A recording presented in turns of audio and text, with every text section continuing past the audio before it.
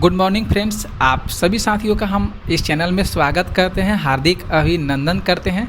तो SSC MTS practice set हम daily आप लोगों को यहाँ पे इस चैनल पर करा रहे हैं। तो जितने भी अभ्यर्थी इस बार एसएससी एमटीएस का एग्ज़ाम दे रहे हैं और फॉर्म फिलअप कर लिए हैं, तो उनके लिए ये जो चैनल है बहुत अच्छा है, बेस्ट है।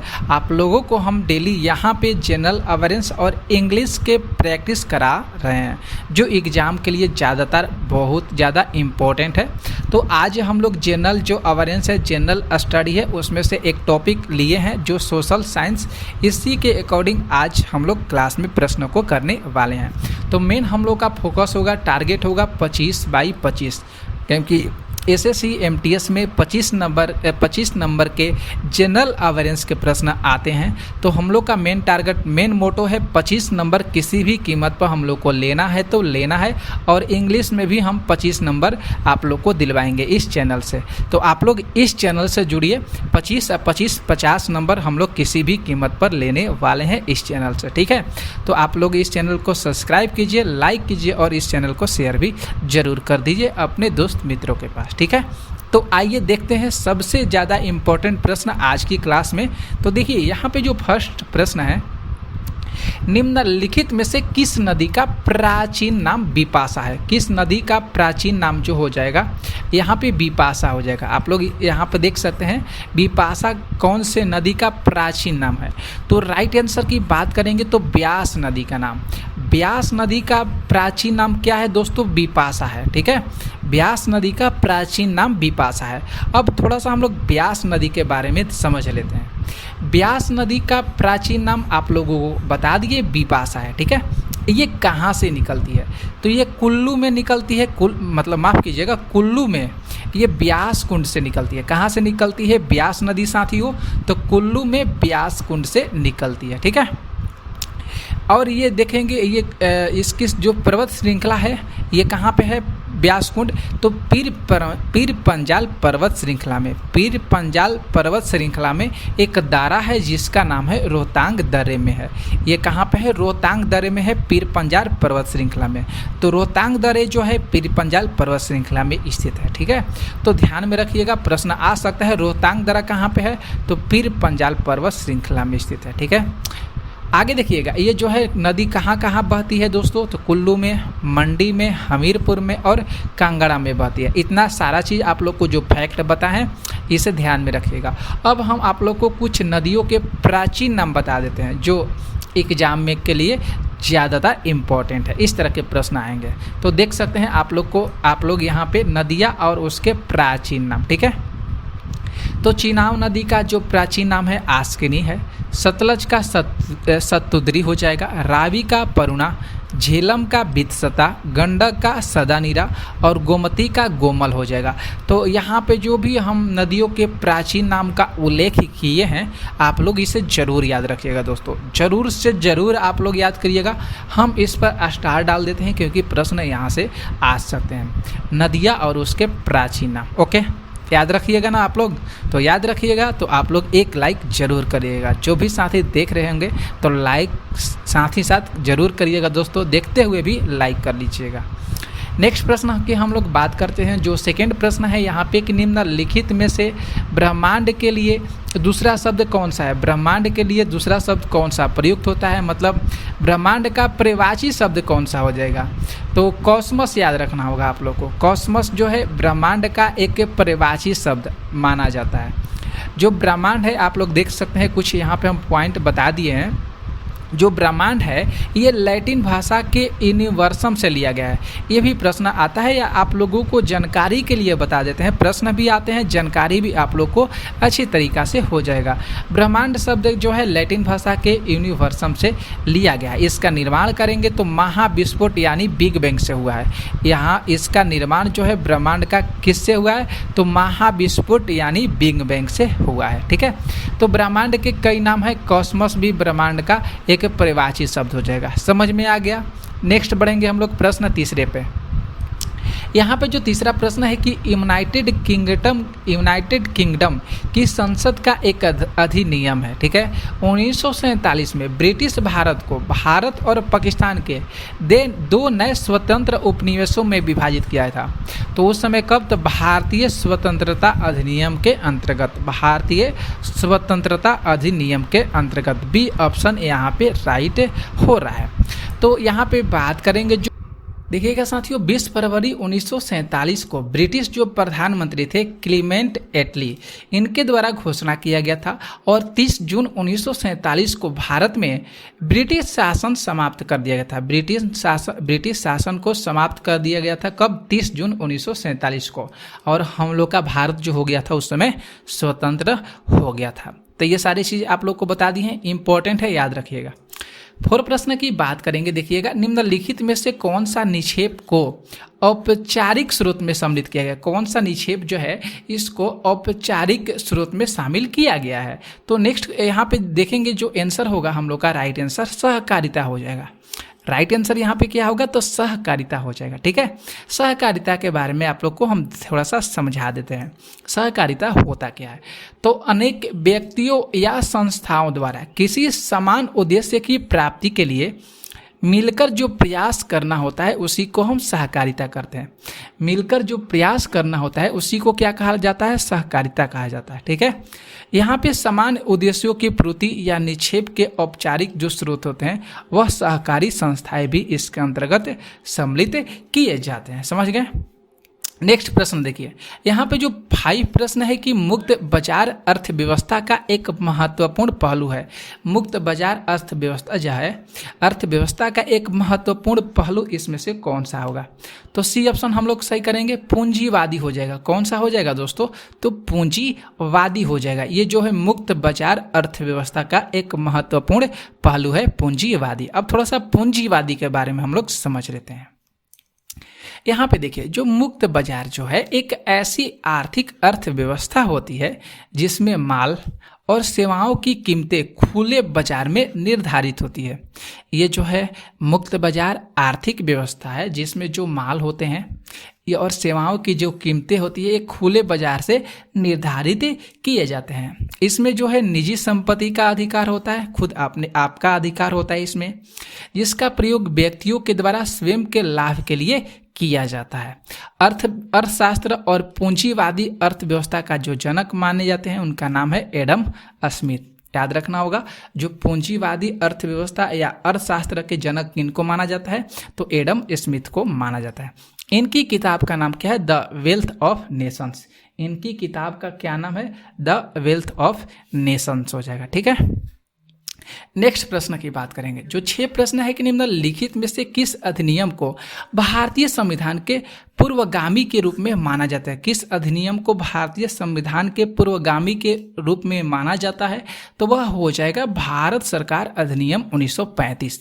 सी ऑप्शन यहाँ पे सही होगा, भारत सरकार अधिनियम 1935, ठीक है। जो इसको हम यहाँ पे देख सकते हैं भारतीय संविधान के पूर्वगामी के रूप में जाना जाता है, ठीक है। इसके बारे में थोड़ा सा समझ लेते हैं। भारत सरकार जो अधिनियम 1935 है ये भारतीय संविधान का पूर्वगामी के रूप में माना जाता है। क्यों माना जाता है? क्योंकि भारत सरकार अधिनियम का अधिकांशतः जो भाग है ये वर्तमान संविधान में समाहित है। भारत सरकार का जो अधिकांशतः भाग है ये कहाँ पे समाहित है? तो संविधान में समाहित है।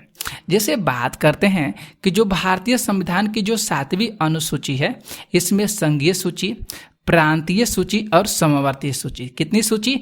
3 सूची, संघीय सूची, प्रांतीय सूची और समवर्ती सूची। इसके अंतर्गत क्या क्या आता है?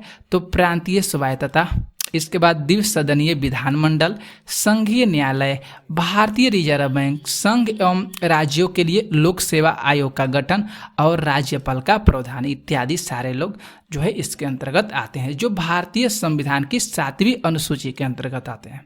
समझ में आ गया? नेक्स्ट बढ़ते हैं प्रश्न, देखिएगा 7 जो यहाँ पे प्रश्न है कि ब्रह्मांड की स्थिर अवस्था की संकल्पना के बारे में किस वैज्ञानिक ने विचार किया था? तो उस वैज्ञानिक का नाम हो जाएगा फ्रेड हायल। किस वैज्ञानिक ने विचार किया था? तो फ्रेड हायल ने विचार किया था। अब इनके बारे में समझ लेते हैं, फ्रेड हायल के बारे में। तो 20वीं सदी के जो प्रतिभाशील ब्रह्मांड विज्ञान शास्त्री थे उनका जो नाम था फ्रेड हायल, इन्होंने ब्रिटिश गणितज्ञ हर्मान बांडी और अमेरिकी जो वैज्ञानिक थे थॉमस गोल्ड के साथ संयुक्त रूप से मिलकर ब्रह्मांड की उत्पत्ति के सिद्धांत को प्रस्तुत किए। तो ये जो तीनों वैज्ञानिक थे इन्होंने ब्रह्मांड की उत्पत्ति करने में सबसे अहम रोल दिए हैं। ठीक है, यह सिद्धांत जो है स्थिर अवस्था संकल्पना के नाम से विख्यात माना जाता है। इनके द्वारा जो तीनों वैज्ञानिक हैं जिनके द्वारा ये ब्रह्मांड की उत्पत्ति का सिद्धांत प्रस्तुत किया गया है, इसको क्या माना जाता है? स्थिर अवस्था संकल्पना के सिद्धांत माना जाता है। समझ गए? नेक्स्ट प्रश्न की बात करते हैं। नेक्स्ट प्रश्न 8 है कि भारत जन के नाम पर इंडिया का नाम भारत रखा गया। निम्नलिखित में से किस वेद में इस जन का सर्वप्रथम उल्लेख मिलता है? तो किस वेद में मिलता है? तो ऋग वेद में मिलता है। किस वेद में मिलता है साथियों? तो ऋग वेद में मिलता है। ठीक है, याद रखिएगा। अब ऋग वेद के बारे में बहुत इंपॉर्टेंट फैक्ट आप लोग को बता रहे हैं जहां से अधिकांशतः प्रश्न आते हैं।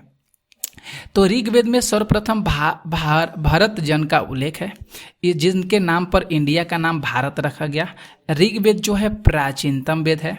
कुल इसमें 10 मंडल और 1028 सूक्त हैं। समझ में आ गया? 10 मंडल और 1028 सूक्त हैं। इस वेद को पढ़ने वाले ऋषि का नाम होत्रु कहते हैं। ऋग्वेद का जो पहला और 10वां जो मंडल है सबसे अंत में जोड़ा गया। पहला और जो 10वां मंडल है इसको सबसे अंत में जोड़ा गया था। समझ गए? आगे बढ़ते हैं। प्रश्न जो नेक्स्ट नंबर प्रश्न है 9 प्रश्न है कि 1950 में किस रूसी खगोल शास्त्री ने निहारिका परिकल्पना को संशोधित किया और यह प्रस्तावित करते हुए सूर्य मुख्य रूप से हाइड्रोजन और हीलियम के साथ साथ धूल से युक्त एक सौर निहारिका से घिरा हुआ है। यह प्रश्न जो है SSC MTS हवलदार में प्रश्न आया हुआ है। तो यहाँ पे जो ऑप्शन जो डी हो जाएगा यह सही होगा। ऑटो जो सीमिड है ये सही हो जाएगा। ठीक है, तो यहाँ पे थोड़ा सा समझ लेते हैं। 1950 में ऑटो सीमिड जो रूसी खगोल शास्त्री हैं इन्होंने निहारिका परिकल्पना को संशोधित किए हैं और इन्होंने ये प्रस्तावित भी किए हैं कि जो सूर्य है मुख्य रूप से हाइड्रोजन हीलियम के साथ साथ धूल में युक्त सौर निहारिका से क्या है? घिरा हुआ है। कि इनका नाम जरूर याद रखिएगा। रूसी खगोल शास्त्री हैं ऑटो सीमिड। ठीक है, नेक्स्ट प्रश्न देखेंगे 10। यहाँ पे जो 10 प्रश्न है कि भारत सरकार अधिनियम 1919 को किस और नाम से जाना जाता है? तो उसका नाम हो जाएगा मॉन्टेस्क्यू चेम्सफोर्ड रिपोर्ट। यहाँ पे डी ऑप्शन सही होगा। भारत सरकार अधिनियम 1919 को मॉन्टेग्यू चेम्सफोर्ड रिपोर्ट के नाम से जाना जाता है। समझ गए? 11 प्रश्न है कि समष्टि मिश्र अर्थशास्त्र निम्नलिखित में से किस अध्ययन से संबंधित है? जो समष्टि मिश्र अर्थशास्त्र है ये किस अधिनियम से संबंधित है? तो ये अधिनियम जो हो जाएगा यहाँ पे डी ऑप्शन से देखेंगे दोनों सही हो रहा है। संसाधनों के पूर्ण रूप से उपयोग न होने के कारण और कुल निर्गत के निर्धारण के कारण। तो यहाँ पे दोनों ऑप्शन सही हो रहे हैं। थोड़ा सा समझ लेते हैं। समष्टि अर्थशास्त्र में समस्त जो आर्थिक क्रियाएं होती है इसका संपूर्ण अध्ययन किया जाता है। ठीक है, जिस तरह बात करते हैं राष्ट्रीय उत्पादन, रोजगार और बेरोजगारी, व्यापार चक्र, ये सारी जो मुख्य कीमतें दर हैं जैसे कीमती स्तर हो गया, मुद्रा संकुचन आदि सारी जो है ये आर्थिक क्रियाएं के अंतर्गत आते हैं जिनका विश्लेषण इनके अंतर्गत किया जाता है। समझ में आ गया? तो यहाँ पे ये सारी समष्टि अर्थशास्त्र के अंतर्गत आते हैं। आगे चलते हैं हम लोग प्रश्न 12 पर। 12 प्रश्न ब्लैंक्स पहले है। इसको व्यक्तिगत निर्णय लेने वाली जो इकाइयाँ हैं जैसे कि उपभोक्ता, संसाधन स्वामी और फर्म्स के व्यवहार के अध्ययन के रूप में परिभाषित किया जाता है। तो यहाँ पे जो डी ऑप्शन हो रहा है जो सूक्ष्म अर्थशास्त्र है इसके द्वारा अध्ययन किया जाता है। तो यहाँ पे डी ऑप्शन सही हो रहा है। देख सकते हैं जो सूक्ष्म अर्थशास्त्र व्यक्तिगत जो इकाई का अध्ययन है जिसके अंतर्गत फर्म आते हैं, उद्योग धंधे आते हैं, बाजार व्यापार आदि का अध्ययन किया जाता है। ठीक है, जो सूक्ष्म अर्थशास्त्र है ये अर्थव्यवस्था के निकाय का एक संगठक अध्ययन माना जाता है। सूक्ष्म अर्थशास्त्र या सूक्ष्म अर्थव्यवस्था। ठीक है, आगे चलते हैं प्रश्न 13। जो 13 प्रश्न है कि विभिन्न देशों के मध्य विविध स्तर पर तीव्र एकीकरण के रूप में जाना जाता है। किस रूप में जाना जाता है? तीव्र एकीकरण मतलब उसका नाम हो जाएगा वैश्वीकरण। उसका क्या नाम है? वैश्वीकरण। वैश्वीकरण थोड़ा सा समझ लीजिए। बढ़ते जो वैश्वीकरण के कारण विभिन्न देशों के जो मध्य विविध स्तर है वह तीव्र एकीकरण की क्रिया की ओर बढ़ रहा है। तो वैश्वीकरण यहाँ पे सही हो जाएगा। आगे देखिए जो 14 प्रश्न है कि बिग बैंग सिद्धांत की व्याख्या करता है। तो अभी कुछ देर पहले आप लोग को बताएं वह ब्रह्मांड की उत्पत्ति करता है। कौन सा की उत्पत्ति करता है? ब्रह्मांड की उत्पत्ति आप लोग को बताएं कुछ देर पहले। तो ब्रह्मांड की उत्पत्ति जो है बिग बैंग विस्फोट से होता है। ये विस्तारित इसे ब्रह्मांड परिकल्पना कहते हैं। एडविन हंचल ने 1920 में ब्रह्मांड के विस्तार संबंधी एक्टिव विंडो प्रमाण प्रस्तुत किए थे। ये प्रश्न आ सकता है। एडविन हंचल का नाम याद रखिएगा, 1920 का, ठीक है। तो यहाँ पे GAI अंतरिक्ष जो वेधशाला द्वारा की गई जो आकाश गंगाओं की विलय की खोज है इस सिद्धांत के पक्ष का एक प्रमाण प्रस्तुत करता है, ठीक है। तो याद रखिएगा। नेक्स्ट प्रश्न देखते हैं जो 15 है। 15 प्रश्न है कि हमारे सौरमंडल के बाहर निम्नलिखित में से ऐसा कौन सा ग्रह है जो आमतौर पर हमारी आकाशगंगा में किसी अन्य तारे की परिक्रमा करता है? तो उसका नाम हो जाएगा एक्सो प्लेनेट। यहाँ पे बी ऑप्शन सही हो रहा है। क्या नाम हो जाएगा उसका? एक्सो प्लेनेट हो जाएगा, ठीक है। एक्सो प्लेनेट थोड़ा समझ लीजिए। एक्सो प्लेनेट जो साथियों है, यह जो ग्रह है हमारे सौरमंडल के बाहर स्थित है। कहाँ पे स्थित है? हमारे सौरमंडल के बाहर स्थित है, ठीक है। जो सूर्य की परिक्रमा न करते हुए भी यह किसकी परिक्रमा करता है? तारे की परिक्रमा करता है। क्या, कौन सा? तो एक्सो प्लेनेट, ठीक है। इसके पता लगाने की पुष्टि जो है पहली बार 1992 में हुई थी। इसका पता पहली बार 1992 में किया गया था। एक्सोप्लैनेट को दूरबीन से देखना बहुत कठिन होता है, हम नहीं देख सकते हैं। उन सितारों की चमक में ये छिपे होते हैं एक्सोप्लैनेट, जिनकी वे क्या करते हैं? परिक्रमा करते हैं। तो एक्सोप्लैनेट के बारे में आपको समझ में आ गया होगा। नेक्स्ट प्रश्न देखते हैं 16। जो 16 प्रश्न है कि उत्तर वैदिक काल में निम्नलिखित में से कौन सा वर्ण मुख्य रूप से खेती, पशुपालन, व्यापार जैसे काम कराता था? तो उसका नाम हो जाएगा वैश्व। तो उसका नाम हो जाएगा वैश्व कराते थे, ठीक है। थोड़ा सा वैश्व के बारे में समझिए। उत्तर वैदिक काल में जो वैश्व थे वह वर्ण मुख्य रूप से खेती, पशुपालन और व्यापार जैसे काम करता था, जिसमें ब्राह्मण, क्षत्रिय और वैश्य की सेवा करना शूद्र का काम था। ब्राह्मण, क्षत्रिय और वैश्य की जो सेवा करना शूद्र का काम था। इस काल में वर्ण व्यवस्था जो है जन्म के आधार पर निर्धारित होने लगे थे। इस काल में जो वैश्य थे इनकी जो वर्ण व्यवस्था है जन्म के आधार पर निर्धारित होने लगी थी। नेक्स्ट प्रश्न देखते हैं जो 17 प्रश्न है। आर्यों की मुख्य सामाजिक इकाई क्या थी? तो आर्यों की जो मुख्य सामाजिक इकाई थी वह जन थी। वह क्या थी? जन थी। तो देख सकते हैं जो इनकी सामाजिक इकाई है जन है। आर्यों की जो प्रशासनिक इकाई 5 भागों में व्यवस्थित की गई है। आरोही क्रम मतलब सबसे छोटे क्रम से कुल होगा, ग्राम होगा, विश्व होगा, जन होगा और उसके बाद पूरा क्या हो जाएगा? राष्ट्र हो जाएगा। तो ग्राम का जो मुखिया होता है ग्रामीण, विंश का प्रधान विस्पति, जन के शासक राजन होते हैं। तो ये इंपॉर्टेंट है, ध्यान में रखिएगा। नेक्स्ट प्रश्न देखेंगे जो 18 प्रश्न है, लास्ट प्रश्न है। 18 जो प्रश्न है कि 4 वेदों में से किसमें बुरी आत्माओं और बीमारियों से बचने के लिए जादू मंत्र और तंत्र मंत्र का संग्रह है? कौन सा वेद है? बहुत सुंदर सा प्रश्न है। तो अथर्ववेद है। कौन सा वेद है? अथर्ववेद है। तो देख लीजिए 4 वेदों में से अथर्ववेद में बुरी आत्माओं और बीमारियों से बचने के लिए जादू मंत्र और तंत्र मंत्र का संग्रह है, ठीक है। यहाँ पे जो अथर्व ऋषि जो हैं इस वेद में कुल 731 मंत्र और 6000 पद्म है। अथर्ववेद में कितने मंत्र हैं? 731 मंत्र और 6000 पद्म है अथर्व ऋषि के अनुसार। तो हम लोग के लिए 18 प्रश्न आज की क्लास में किए हम लोग, जो आपके लिए इम्पोर्टेंट था। तो कैसा लगा आज की क्लास आप लोग ज़रूर बताइएगा कमेंट करके, और इस वीडियो को शेयर भी जरूर करिएगा, ठीक है। मिलते हैं हम लोग जनरल अवेयरनेस के प्रश्नों के साथ कुछ ही देर में। तो आप लोग इस चैनल पर बने